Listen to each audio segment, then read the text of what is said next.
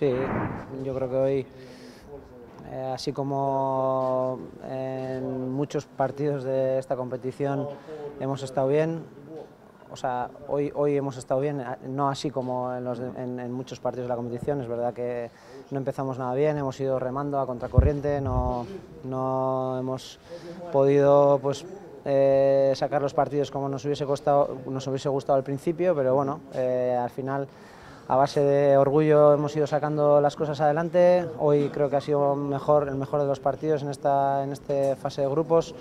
Hemos estado muy sólidos, sabiendo a qué veníamos y cómo se tenía que jugar este partido, porque el césped así lo indicaba. Y bueno, creo que hoy hemos sido justos vencedores y bueno, muy contentos por dar sobre todo por dar una alegría pues a toda nuestra gente que les tenemos un poco olvidados últimamente. No olvidados, sino que no estamos disfrutando demasiado todos, y queríamos pues poder disfrutar de esto y aparcarlo un poco a febrero, y bueno, eso lo hemos conseguido. Sí, está claro que nosotros lo intentamos siempre. Hay veces que no nos están saliendo las cosas como queremos, y por lo menos no vamos a desfallecer, vamos a seguir apretando, intentando mejorar y bueno, tenemos que cambiar ya el chip, porque a la vuelta de la esquina tenemos un partido importantísimo en Levante y a por ello. Sí, indudablemente, cuando vas empate a 0 y ves que pasan los minutos, la situación se va complicando. Está claro que un empate nos valdría para clasificarnos, pero queríamos poder estar tranquilos al final del partido, poder ganar el partido, poder sacar los 3 puntos, clasificarnos primeros. Eso es lo que hemos venido a buscar hoy aquí y bueno, al final lo hemos podido conseguir. No le he dado muy ortodoxamente, la verdad. He saltado bien, pero me he desequilibrado, no sé por qué, en el aire. Y le he intentado dar pues, como he podido, y ha salido bien.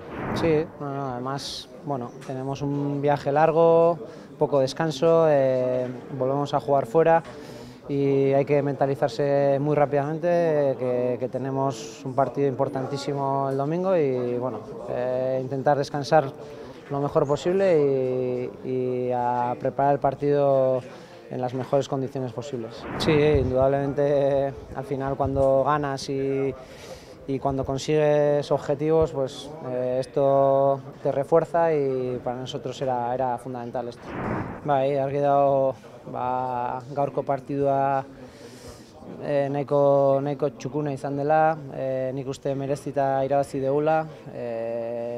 Genekien zer egin behar zen, ze partidu aurkituko genuen, zelaia zegoen bezala ikusita, eta gaur merezitako garaipena lortu dugu, eta klasifikazioa ez dakit merezita edo ez, baina azkenean lortu dugu, asko kostata, ez ginen bat ere ondo hasi, baina azkenean nik uste talde honek zer baldin badu elkartzen dela, eta momentu txarretan beti aurrera jotzen duela da, eta hori egin dugu, eta pozik gaude. Eta batez ere bai, gure jarraitzaileei eta gurekin daudenei poza emate ze egia da denboraldia ez dela oso txukuna izaten ari, eta poz hau behar genuen, bai atletik zalde guztiak eta bai guk ere bai. Bai, argi dago azkeneko 3 partiduak irabazi ditugula, kostata, baina irabazi ditugu, eta Europan ez da bat ere erresa partiduak irabaztea, horrek ere morala eman behar digu, eta ea kapazak garen inpultso hau hartzeko, olatu hau hartzeko, eta ligan ere puntuak eta jokoa eta dena hobetzeko. Bai, argi dago gauza asko daudela hobetzeko oraindik, hori oso konstiente gara, gauzak oraindik